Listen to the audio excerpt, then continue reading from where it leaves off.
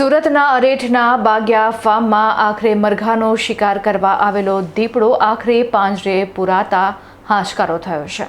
જિલ્લાના અરેઠ ગામના મુંજલાવ વિસ્તારમાંથી ગ્રામજનો અને વન વિભાગ માટે રાહતના સમાચાર સામે આવ્યા છે. અહીં આવેલા બાગ્યા ફાર્મમાં છેલ્લા કેટલાક સમયથી આતંક મચાવનારો દીપડો આખરે વન વિભાગના પાંજરામાં કેદ થઈ ગયો છે. મરઘાનો સ્વાદ ચાખી ગયેલા દીપડાની શિકારની લાલચ આખરે ભારે પડી છે. મળતી માહિતી મુજબ મુંજલાવ ગામે આવેલા ઇમ્તિયાઝભાઈના બાગ્યા ફાર્મમાં છેલ્લા ઘણા સમયથી દીપડો ઘૂસી જતો હતો.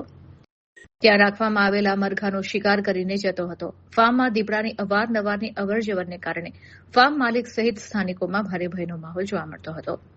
દીપડાના સતત ત્રાસથી કંટાળીને ફાર્મ માલિક ઇમ્તિયાઝભાઈએ આ અંગે વન વિભાગને જાણ કરી હતી. વન વિભાગની ટીમે પરિસ્થિતિની ગંભીરતા સમજીને દીપડાને પકડવા માટે ફાર્મમાં એક મજબૂત પાંજરો ગોઠવ્યો હતો.